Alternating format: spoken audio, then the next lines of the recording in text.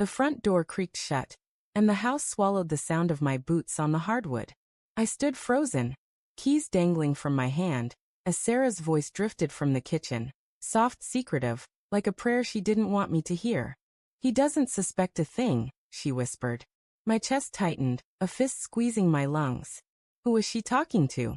Why did her words feel like a blade slipped between my ribs? The living room smelled of lavender candles, their flickering glow casting shadows on the walls we'd painted together 10 years ago. Photos of our kids, Ellie and Max, grinning at Disneyland, gap-toothed and carefree, lined the mantel. I'd been a good husband. A good father. Hadn't I? The doubt gnawed at me, a quiet rustle in the back of my mind, like leaves skittering across pavement in the dark. I edged toward the kitchen, my socks silent on the floor. Sarah's back was to me, her phone pressed to her ear, her shoulders hunched as if shielding a secret. I know, she said, her voice low but urgent. It's just he's always here. Working from home now. It's harder to, she stopped, sensing something, and turned. Her eyes met mine, wide and startled, like a deer caught in headlights. The phone slipped from her hand, clattering onto the counter.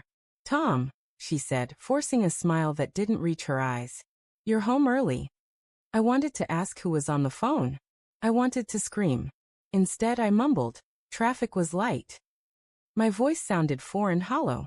She nodded too quickly, brushing a strand of dark hair behind her ear. A nervous habit I'd once found endearing. Now it felt like a signal I'd missed for years. Dinner was quiet. Ellie, 16, scrolled on her phone, her fork pushing peas around her plate. Max, 12, rambled about soccer practice, oblivious to the tension coiling between his parents. Sarah's laugh was too bright, her questions too eager. "How was work, Tom?" she asked, as if she hadn't just been whispering secrets. I stared at my plate, the mashed potatoes blurring into a pale smear. "Fine," I said, the word heavy, like it carried the weight of every unanswered question. That night, I lay awake, Sarah's steady breathing beside me a cruel contrast to the storm in my head. I replayed her words. "He doesn't suspect a thing." Had I missed something? The late-night texts she'd dismissed as work stuff? The weekends she'd spent with friends I'd never met? I'd trusted her, loved her, built a life with her. But now, every memory felt like a puzzle piece that didn't fit. The next morning, I pretended to leave for work. I drove around the block, parked, and slipped back into the house through the garage. My heart pounded as I crept upstairs to our bedroom. Sarah was gone, off to her part-time job at the gallery, she'd said. I opened her laptop, the one she never let me touch. "It's just for work," she'd always said, laughing it off. My fingers trembled as I typed her password, Ellie's birthday. It worked. Emails. Hundreds of them. From someone named C. Short, cryptic messages. "Meet me at the usual spot. Miss you already." My stomach churned. I scrolled further, finding photos, Sarah and a man I didn't recognize, his arm around her waist, her smile brighter than it had been with me in years. The dates stretched back months. Years. My breath caught, sharp and jagged, like I'd swallowed glass. I don't know how long I sat there, staring at the screen, the room spinning. The kids' laughter from old home videos echoed in my mind, clashing with the betrayal burning in my chest. I wanted to confront her, to demand answers, but something stopped me. Fear maybe, or the desperate hope I was wrong. Over the next week, I became a ghost in my own life. I watched Sarah like a detective, noting every glance at her phone, every vague excuse.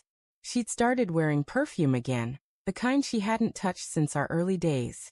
She hummed while cooking, a lightness I hadn't seen in years. Each detail was a splinter under my skin, proof of a life she was living without me. Friday night, she said she was meeting a client. I followed her. The kids were at sleepovers, the house dark behind me as I tailed her car through the city. She pulled into a dimly lit parking lot behind a bar I'd never heard of.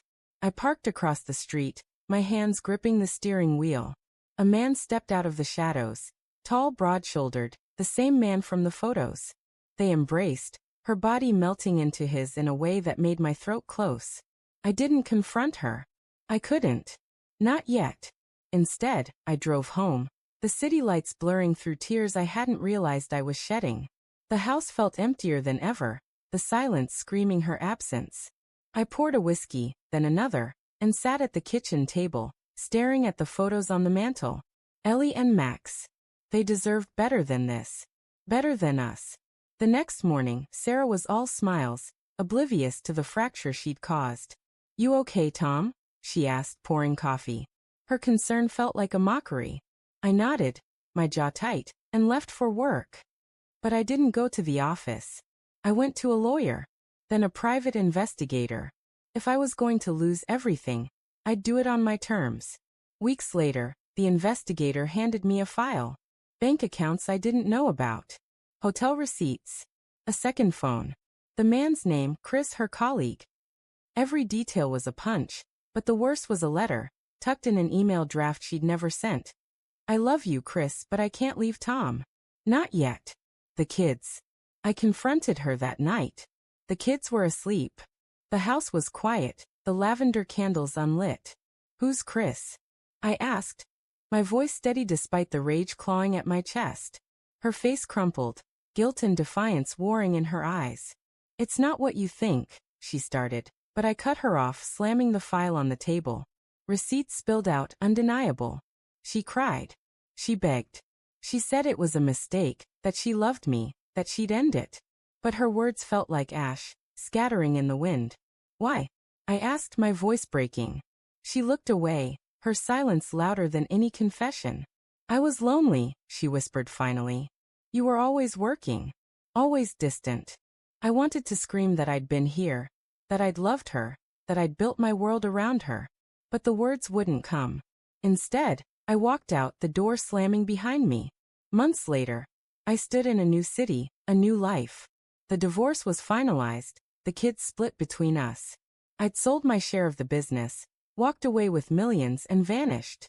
Sarah didn't know where I'd gone. Neither did the kids, who'd called me a coward for leaving. But I wasn't running. I was rebuilding. I bought a house by the ocean. The waves a constant roar that drowned out the pain. I started a foundation for kids like Ellie and Max, kids caught in the wreckage of broken homes. I didn't need revenge. I needed purpose. But late at night, when the whiskey burned my throat, I wondered if Sarah ever regretted it. If she ever realized what she'd lost. The phone rang. Ellie's name flashed on the screen. "Dad," she said, her voice trembling. "Mom's engaged. To him." The words hit like a freight train.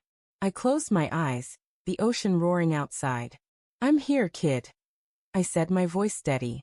"Always." And in that moment I knew I hadn't vanished. I'd survived.